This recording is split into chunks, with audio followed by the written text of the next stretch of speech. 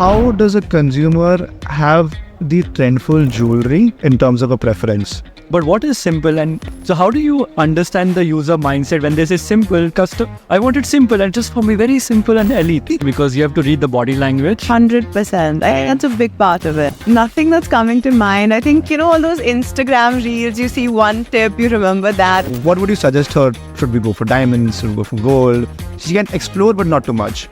I would not dare to pitch them anything. They would walk into the store and be like, show me this, this, definitely not this, this. And I would be like, okay, whatever you say.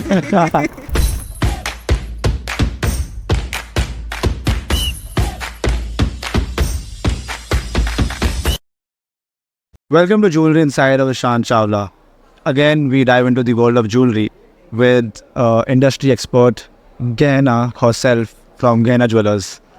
How are you doing, Gehna? How's All it good. been? Thank you. It's been hectic, but fun, definitely. That's amazing. Yeah. That's amazing. So, I've been looking around today's consumers and how they have 0% or maybe 1 to, or let's say 15-second time span as much as a reel. And even for their likings, as per their moods are for 15 seconds. So, what I understand is that consumer preferences and their likings change fast. And how has it been evolving and what are the trends they find or go for in terms of jewelry? कि मतलब कि क्या था, एक दिन उनको diamond पसंद आ रहा है, एक दिन उनको रूबी पसंद आ रहा है, एक दिन वो बोल रहे हैं कि यार अभी फिर अंबानी की वेडिंग आ गई and they're now full of emeralds now. And so that's how things have been revolving so fast and evolving so fast. How does a consumer have the trendful jewelry in terms of a preference? So I think right now, you're completely correct when you say diamonds, emeralds, rubies. But I definitely think that at least the clients who are coming to our store want modern and contemporary designs that are simple. So you keep that in, say all different kinds of stones, focusing mostly on diamonds, but a little bit variety in everything. And I think if you do the designing well, they're sure to like something. So one thing I understand, that the underlying thing when you're making a design, simplicism, like minimalistic, yet modern, yet classy, is a kind of focus a designer or any jeweler should look for. 100%. Because that's what a consumer likes. At the end, that's the template, I would say, in a basic sense, or a blueprint for a jewelry. I know that's really nice. Sorry, just caught me off guard. Like you were talking about, everybody's saying simple, simplistic. But what is simple? And it's so, because it's a very subjective thing. Simple could mean something for him, while simple could mean something else for you. So how do you understand the user mindset when they say simple, custom? I want it simple and just for me very simple and elite. And simple, she must be saying like 100 diamonds. Yeah. She must be saying, okay, 5 emeralds and 50. Yeah, so how do you understand what simple is for him versus what simple could be for me? That honestly, I think just comes with experience. So say someone comes, they ask for simple things. You show them one tray with, a certain kind of simple product. You can tell instantly if you have even a little experience, they're liking it, or they're not liking it, or they want something heavier. Then you kind of adjust it accordingly. You read their facial expressions, you read, what they're trying to say, and then you kind of figure out what they're looking for. It's so interesting because you have to read the body language. 100%. I think that's a big part of it. Do you all train yourself? Because I think jewelry, body language, expression, also budget in the back of that. And not so I can't afford it, but it's always there in the back of the mind. So how do jewelers train them? Is it more by practice, or you all also go through some tutorials, learn some things, or how does this whole thing happen? So we're always trying to learn. So Dad and I especially, we read a lot. Any, nice video on YouTube we come across, we have like a WhatsApp group chat with everyone. We send it to them. We're like, please watch this. But so many of, our sales executives have been with us for so many years now. I think they might be better at it than we are, despite all our reading, despite all our videos, because they just, they can connect with the customer. They understand what they're looking for.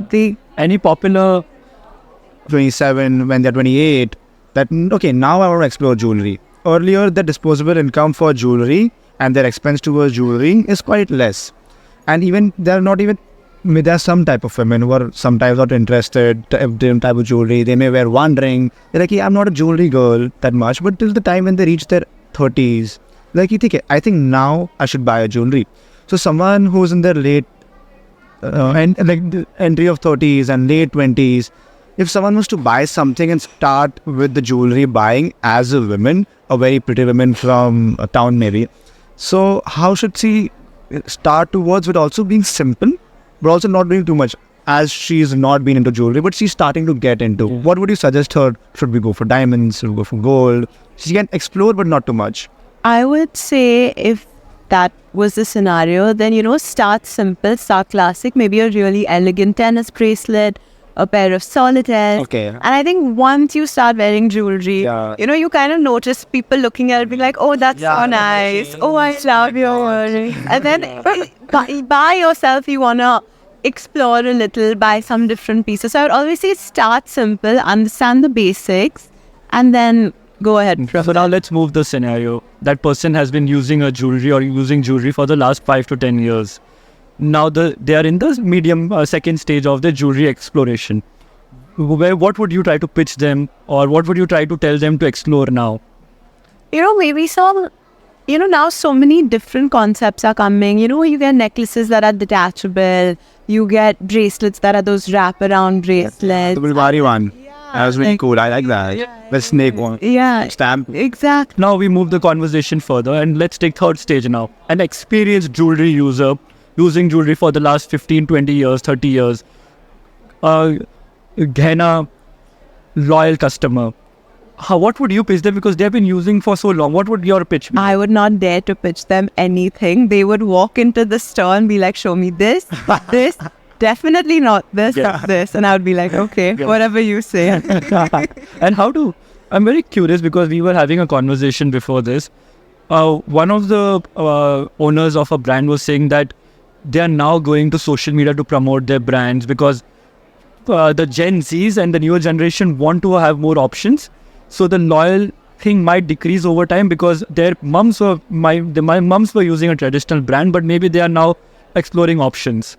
So how would you attain that client, or do you think they'll still come to you? Or what should traditional brand try to do? They should just be like that, or they should try to evolve to? No, of course, you definitely have to evolve. I would say you have an added advantage for sure if their parents have been coming to you for years. Yeah. Because then their preference is always going to be to go to someone who their parents trust. And if you can keep up with, the designs that other brands are offering and the versatility and all of that, then they'll never look anywhere else. That's what I feel.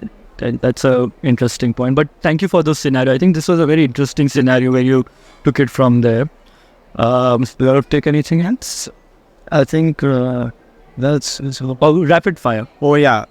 Okay. So Those now, words itself are giving me stress, but yeah. So now we're gonna have this surprise event. Yeah. So we didn't tell you before, but this is a rapid fire where we will give you a word or a couple of words, and whatever comes to your mind, you just have to say that. okay, we can try it. Yes. Let's give it a start. So your first one is men's jewelry. Trendy. Interesting. Polki. Celebrities and Bollywood. Yeah. Exhibitions. Interesting. Nice. Good potential. Good potential. Emerald. So hot right now. I think that's been an interesting and amazing discussion with you. And I think people would get to learn a lot, especially the journey. First time user, a one who's been an experienced one. So thank you so much for coming. I think that was a good insight of stages of consumer who is a new starter consumer, has been buying, and who has had her time in the market. Yeah. So that gives a good view when a consumer is looking to buy, because initially they are scared. Yeah. So I think that may put them out there, and they should not be worrying. And the transparency is 100% there now. So I think that was a good insight. Nice talking to you, Gehna. So nice talking to you. Hope you have a lovely, lovely day. Same here. Good day. Good day. Thank you.